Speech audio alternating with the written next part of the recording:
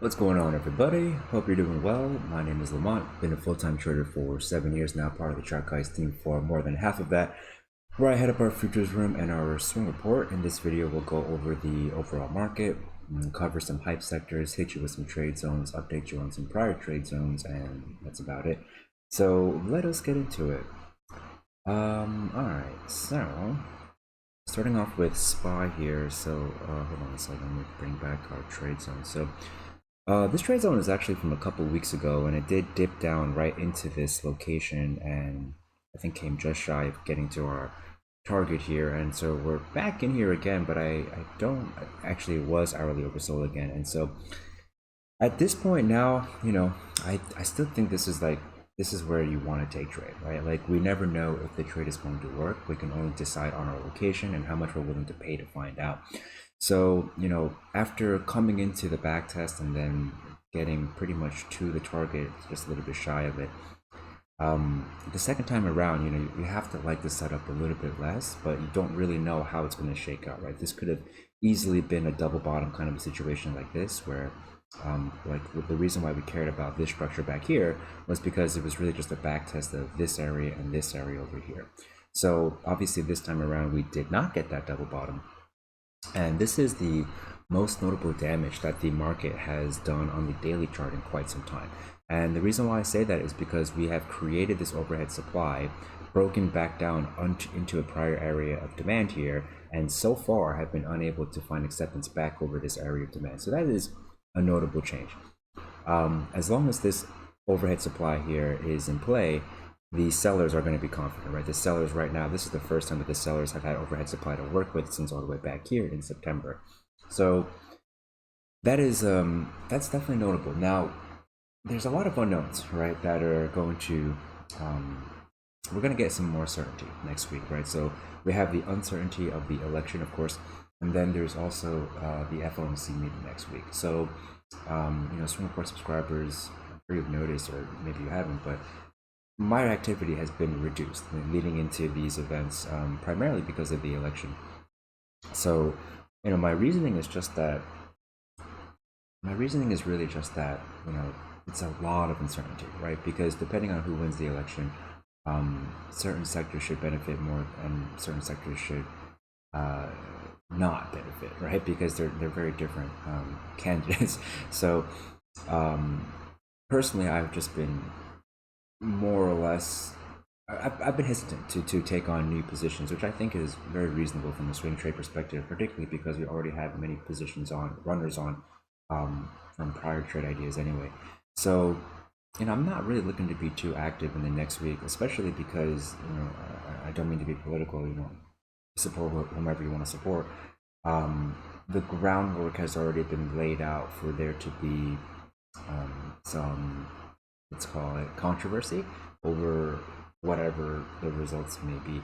So, you know, because there's already accusations of cheating and whatnot, you know, so that's probably going to lead to lawsuits and like dragging out, you know, like it doesn't seem like it's going to be a super clean result.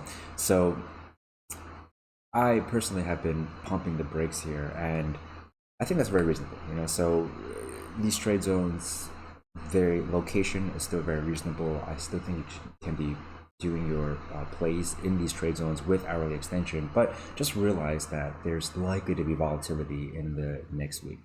So that being said, what do we want to look out for? We just want to see, all right, so now that the sellers have created meaningful damage by creating this overhead supply, breaking back down into demand, what they need to do from here to press the issue is to continue to hold under this area of demand, because for now, this is still up in the air, right? If these buyers next week can hold over this point of control of this key demand zone, or it was acting as demand and now it's being affirmed as supply, as long as price is under the point of control 571.35, then this structure is actually being affirmed as supply.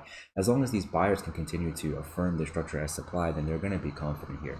So that's really it. Next week, it's all about whether or not we can find acceptance back over 571.35. If buyers can find acceptance over 571.35, then it's all about this gap fill here.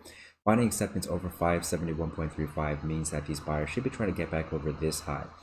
They need to get back over the high of this local demand zone to have confidence in affirming it as demand.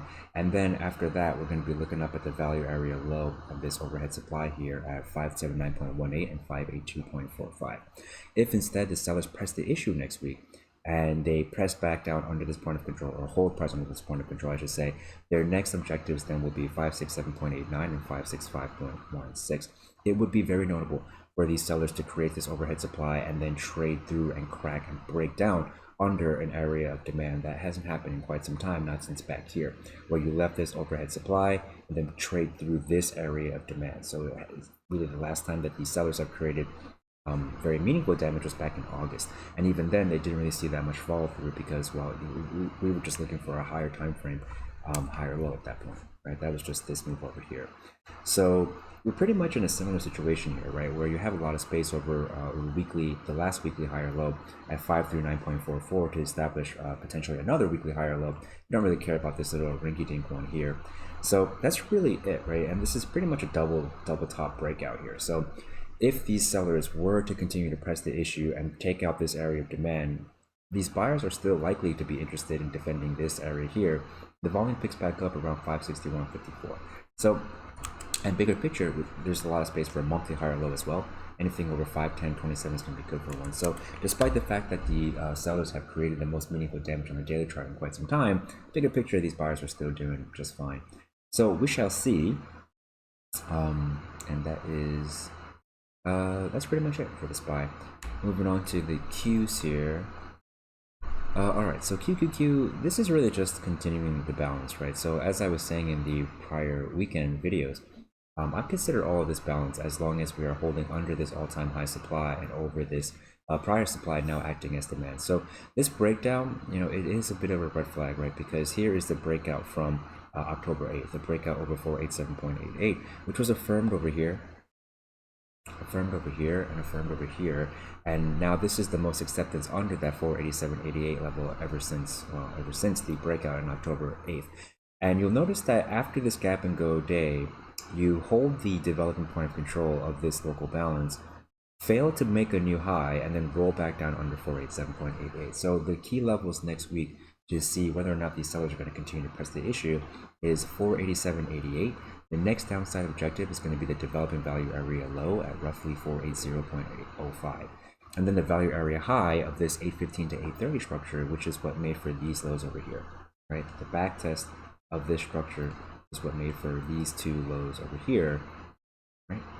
And so if you don't find acceptance under the point of control of this local demand at 474.40, and you don't find acceptance over the point of control of the all-time high supply, well, then there's really no change, right? We're just continuing to see this balance here. So that is really it for the Qs, and I think we had a trade zone for this guy as well, right? No, so it's just a little bit lower, and so this trade zone is established, or it's just based on, again, just bottom fishing off of this level, looking for further balance such as this. And I'm still primarily interested in, well, I should say that I'm just not counting out buyers yet, right? Until they can find acceptance under this structure here. Again, the point of control is at 474.40. Okay. Let me just combine this here. That's really it. Space for a daily lower high under 501.35. I failed to mention that on the SPY. There's also space for a daily lower high in the SPY. Anything under 583.32 is going to be good for one. And that is pretty much it for the Qs as well. Alright, so moving on then to the RUT. So the RUT, I think we had a trade zone here, right? Yes. So came into our trade zone from a couple weeks ago, and this was a notable failure for these buyers to not be able to come back to the lows of this little 3-day supply here. If you look on the hourly time frame, it's much more clear on this area sideways, and I thought it was marked up. But either way, this is the area of supply that's sitting at the highs of this move. So this trade zone was based on the potential of this point of control from this 2021 structure. Remember, this 2021 structure, which was problematic for these buyers over here, problematic for these buyers over here, and then tries to be supportive here, tries to be supportive here, tries to be supportive here. Basically, these buyers want to continue to hold over the point of control of this structure, which is at 217.38, in order to affirm this structure as demand. Affirming this structure as demand keeps them positioned very well for a potential break to new all-time highs, because there's very little supply over this structure over here. So that's really it in a nutshell. So after an initial hold of this point of control, pretty much to the tick, which was, so basically this hold over here is the buyer saying, you know what, we're still playing solid defense. This failure to get to this low over here is pretty much the the sellers saying, you know what, that was great defense, but now it's our turn to play defense, and this is solid defense from the sellers. So I would not be surprised if we're going to continue to see more balance like this. And I would say, you know, at this point, it doesn't look great, but this was also a notable failure for these sellers to touch down on this point of control. But these buyers couldn't hold back over this breakout point, 219.98. So I'm thinking decent probability that we just have a bigger picture balance like this, just like we had a very, very large area balance here, just like we had a very, very large area balance here and here and here. Because there are so many pieces to the rut, 2,000, you know, individual names, it has more, it has the propensity to balance for longer periods of time, because, you know, it's like trying to get 2,000 people to agree on like what to eat for dinner. You know, it's hard enough to get your friend group to agree with that, and so to get 2,000 friends, you know, to agree on something is very challenging. So that's pretty much it for the IWM. So next week is really going to be all about, okay, well, can these buyers get back over this 219.98, that's this high over here, to affirm this breakout? If so, then eyes on the value area high of this 2021 structure, which is at 222.28, and then we're going to be watching this low of this supply, 224.91. If the sellers press the issue next week and find acceptance under the point of control at 217.38, their next objective should be this low, 214.60, and then the value area low of that 2021 structure at 211.48. Down here. So that is really it. I'm not too interested. So if you use this trade zone, it came into it, it's already bounced from the center of it. You know, ideally you would have chopped it up a little bit off the value area high of the structure. You probably maybe have missed that second exit, but if you got this first chop here and your stop is under the low of this move right there, then, you know, no problem, right? So I would just stop out the rest of that position if you initiate in the trade zone, chopped up underneath the bounce, stop out over here, and then I would be interested in this play again down here off of this 2021 structure from January of 2021. And that's just this structure over here, this guy, which is what made all these lows over here, here, here, and here, made for these highs over here, made for some highs over here as well, and then held price over here. So I would, if we get stopped out of the remaining position down here, then I would say that, you know, we're right back to using like this area again, looking for bigger picture balance such as this, something like this. Just trying to get back to the point of control first. And I think we had that trade set up here of in the past as well. Maybe not. Maybe not. Maybe I was thinking about these trades back here. All right, but I mean, the logic of this trade zone is pretty much the same as the logic of this trade zone and this trade zone. So that's pretty much it for the rut. All right, so moving on to the Dow here. So for the Dow, also in our trade zone, it had this initial bounce here. I wouldn't fault you if you didn't get any profit taking on this, because, you know, it's a very notable failure to not get back to 426.20, and we barely left the trade zone. So coming into it, you know, there really wasn't much bounce here. So this might just be an L if we roll over next week to stop us out, because, well, I mean, it's only a 1.22% stop, so not a big deal. But this is a very notable failure. The Dow has been strong ever since this breakout here.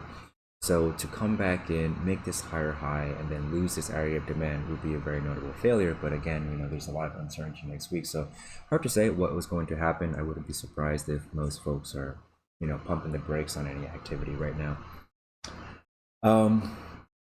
Yeah, so space for a daily lower high here. Anything under 426 is going to be good for one. Got a break under 419.31 next week to set a new daily lower high at 423.30. If the sellers do press the issue next week, then it's really back to watching this guy 416.55, because the sellers need acceptance under 416.55 to negate the change of this breakout here. They've already negated the change of this breakout here, and as long as you're holding under 421.08, then they're affirming this structure as supply. So now their objective then is to just advance into the next area of demand, which is again is right over here. So that is pretty much it for the Dow. Bigger picture, these charts are still looking fine. Space for a weekly higher low. Anything over 400.81 is going to be good for one. And I would personally still be interested in buys in the Dow as well, because on the higher time frames, there's not really any meaningful damage here. So I would, if you stop out here, I think playing down here is pretty reasonable as well. Right, so you're just looking for that extension into this area where there was a good amount of balance, and you really just be looking to play back to this point of control here. So something along these lines I think would be pretty reasonable. Alright, so you just want that hourly oversold conditions, but again, with all the uncertainty with next week, I would personally, I would just wait to do anything until after probably the FOMC meeting, and to see how the transition of power looks. Like if that's going to cause a lot more uncertainty, then I would just hold off. The thing with trading is you don't really need to be in a position all the time, especially if you're, one of our Swing Report subscribers. Then you probably have runners from at least some of the ideas that we've been doing, earlier in the year. So I would just stay patient and let all of this blow over before we, look to get too cute here. So that's pretty much it for the Dow. Moving on to the dollar here. So the dollar. This is our secondary trade zone. This dollar has already come into our initial trade zone back here, got to our primary target, got to our secondary target, and this is super healthy retracement for the dollar. To barely retrace at all, lower low, come test this area of like 3-day balance over here, and then close pretty much at the high of the day. That's a really good look. So these buyers, these dollar buyers, I should say. Let me just get this trade zone out of the way. This new one. I still think that's a reasonable location. Let me bring it back. I still think this is a very reasonable location, right? Because, hang on, let me hide this one there. For, if you don't have any position at all and you're looking to be a buyer in the dollar, this is a very reasonable place. Essentially just looking for a back test of this local area of demand and looking for this fellow over here, which was supportive over here, to potentially support price again. Remember that the dollar is balancing under this key supply and over this key demand. So the reason why we had this, the original trade zone set up was just responsive trade, looking for the dollar to continue doing what it's been doing ever since 2022. So this trade idea is still looking, fine and dandy. At this point now, if you've got 2 exits, your stop is under here, there's no way that this trade can go against you. So there's very little potential for this trade to go against you unless there's just a monster gap down, which is very unlikely for something like a dollar. So I think you can just sit tight in this trade and look to get another partial exit out over here if the market would allow. Leave your stop under there, because if the dollar does break out over this key supply, well, then it should be off to the races, at least over this guy, because this is pretty much just one-way trade here. So if the dollar buyers were to be able to make their way back over this resistance at 107.895, should be pretty squeezy, should be relatively easy work for buyers to negate the sellers from here, because again, it's very imbalanced here, up to 109.365. Okay, that's pretty much it for the dollar.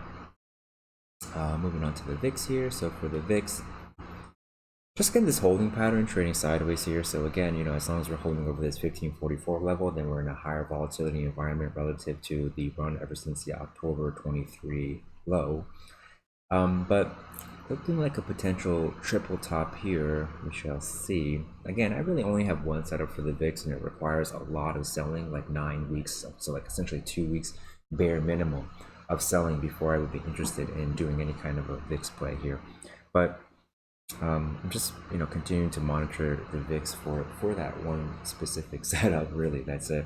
That's all that I care about for the VIX. It is notable, the VIX. It is notable, that the sellers were unable, the volatility sellers were unable to come back down to the lows of this local range.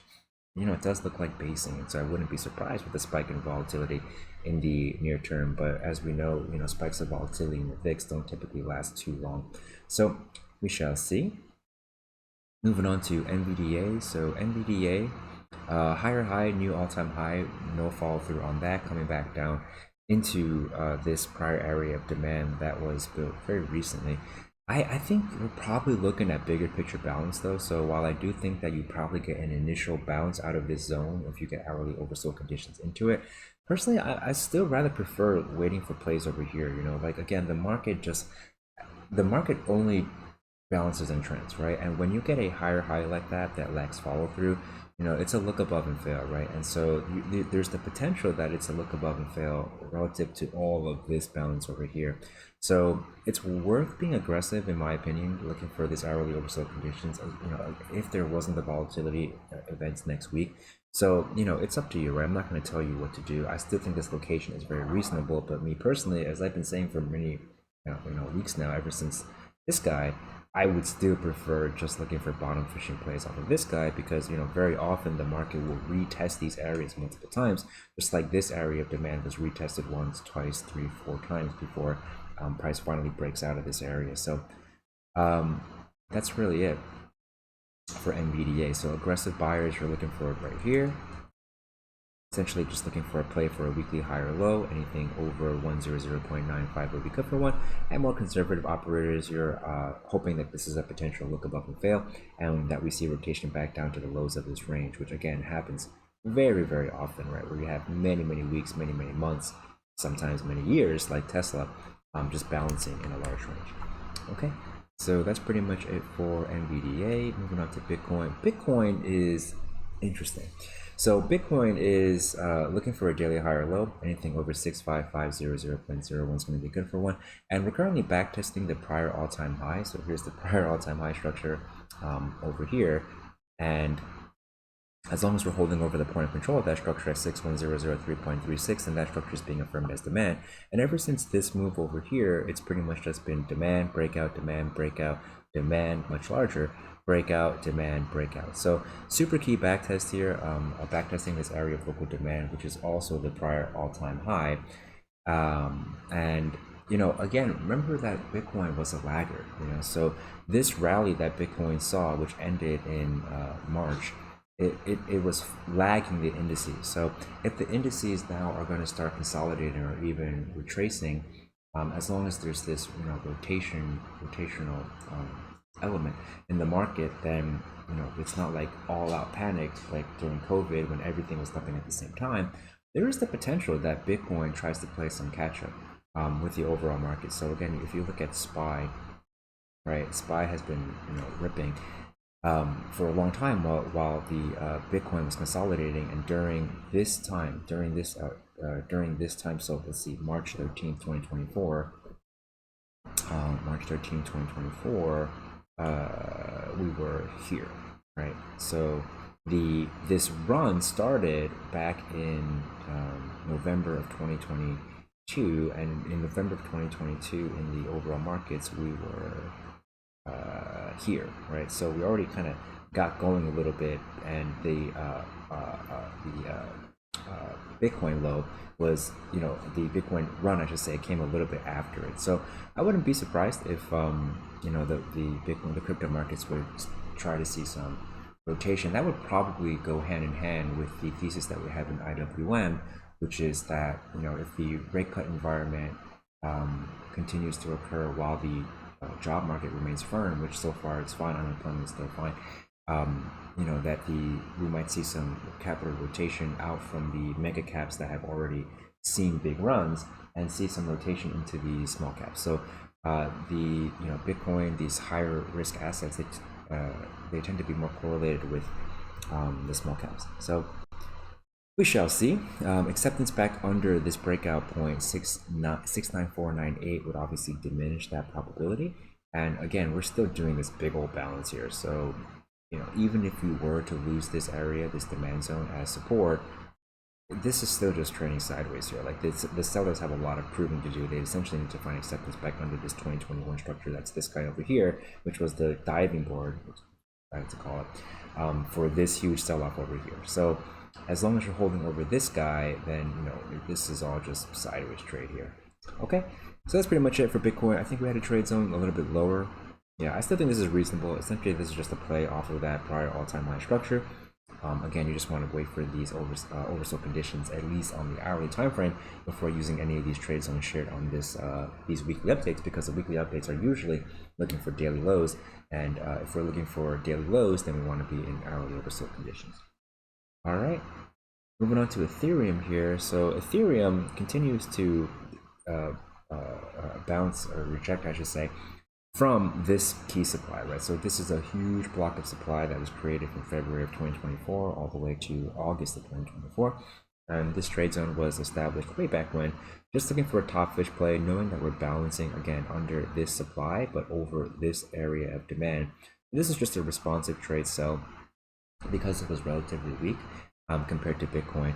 Like I said earlier, you know, when I first set this up, I'm not too interested in the sell because there's very little reason, in my opinion, still in the overall markets to be an aggressive seller. So I'm not too interested in that. I would say that the only reason why you might want to be a seller is if you already have a bunch of long position and you're just kind of looking for some exposure the other way.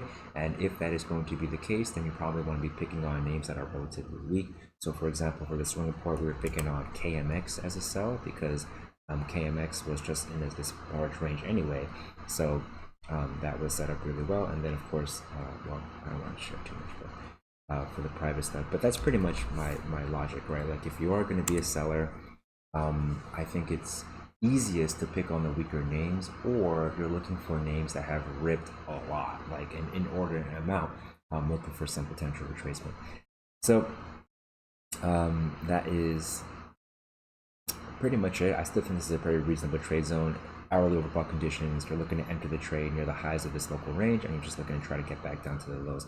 It is notable, you know, that the sellers have been unable to get back down to the value area low of this structure over here that I'm using as a reference, this fellow over here. But at the same time, the buyers haven't gotten up to the value area high either. So it's just really just in no man's land for moving on to CCJ here. So CCJ, a little bit dipped to the trade zone, a little bit of a baby bounce here, and this is still the key daily demand zone. I would hold off on this at this point now. If you did initiate position in this trade zone in hourly oversold conditions next week, I would just come out of this, honestly. Let earnings pass and then see how this shakes out. Ideally, you get a negative reaction to earnings and we come back down to test the lows of this range where I originally wanted this trade. I still think it's possible that we come back and retest this guy. This guy actually hasn't really seen a backtest yet. So, you know, again, if you like zoom out, right, and you look at it on the monthly time frame, it would be very notable for these sellers here to not be able to backtest this high over here. You know, typically when you have so much sideways trade and then you leave this area like you do over here, very often you get that back test to at least test these lows to like see if, you know, that breakout is being affirmed. So it would be really, really surprising to me for after all of this demand zone to not ever test it. That would be surprising to me. So personally, I'm just still waiting for that for CCJ. That's what I would prefer for CCJ, is a move back down here. I know that's a big decline, like a 40% decline, but this thing, you know, moves pretty wildly. So I think this was probably a roughly 40% decline right here. Yeah, pretty much. So, you know, it's certainly not impossible. Basically, I'm thinking this could just be a big old area of balance, right? Because you have this higher high, no follow through, come back down, test the range, higher highs, no follow through, come back down, test the range, and now we've seen a higher high, no follow through. So we should look to come back down and test this range, and ideally, you know, get all the way down to the lows. Again, like I said, like this is such a large area of demand that I would be pretty confident looking for plays. If we can get like daily oversold into a backtest of this high, I would be very interested in CCJ. Okay, moving on to MSOS. So MSOS, just, you know, kind of continuing this trail of tears here, right? Where, you know, I still think this is reasonable. Like I said in the last video, this is a very aggressive trade zone, looking for a hold of this local daily demand zone. But the original trade zone over here was built off of this all-time low structure potentially holding. I still think that's the most reasonable. It's a bit conservative, but the most reasonable area to look for trade. And like I was saying, you know, this whole time, it's not a good look if these buyers keep failing to get back down on to get back over this low at 8.32. All of this price action here is pretty much the buyers trying to negate the change of this breakdown over here, which so far they have failed to do. So I don't even really, I'm very uninterested in the USMJ space, to be completely honest with you. I have some holdings in TCNNF. I got nothing in MSOs, and I think this is really a market where you kind of want to pick your players here. But yeah, that's pretty much it. So there's, you can't love this, right? You can't love the fact that these sellers have really drilled down into this area of local demand. So if these buyers can't get back over the high of the range at 7.37, well then obviously this is a failed breakout, and we're probably looking at another test of this all-time low structure here. Okay, that's pretty much it. Lots of space for a daily lower high. Anything under 7.92 is going to be good for one. And if you did initiate trading here, you're not stopped out yet. If you assuming you did hourly or slow conditions, then you started coming in. Let's see, over here. So your average is probably somewhere over here at 680 or so. You're probably pretty much flat right now. If you were to rotate to like where all these highs, roughly these highs, so the volume really tapers off around 719. If the market were to rotate to like roughly 719, like over here ish, I would definitely look to come out of at least, at least half of this position here, throw a stop on the local low, and then see if these buyers can pull off a bit of a miracle move here and just get back over 7.37. We shall see. So that's it. That is pretty much it. I don't have any show and tell again this week, just because I've been traveling, and now I'm in Taiwan and looking to visit my 92-year-old grandma, help her out with some stuff. So yeah, and like I said, with the uncertainty and whatnot, I just kind of have been reducing my activity until after that. So no show and tell this week, but I think this was already a pretty long video, probably because I'm kind of tired from all the travel. So that's pretty much it. If you got anything out of that video, we would very much appreciate a like and subscribe. It costs you nothing, helps us out a lot. And if you're interested in trading alongside a room of 1,000 traders, many of whom are full-timers, especially the futures game, we definitely have a lot of fun in the futures room, then check out our community, links in the description below. If you're interested in this swing report, that's just 2 novel ideas sent to your inbox every week, and live trades for any of those ideas that I do. We'll push live updates out for it. Then check out this swing report, links in the description below. Otherwise, I appreciate you sharing some of your time and energy with me. Hope you enjoy the rest of your weekend, and I hope to see y'all next time. Farewell.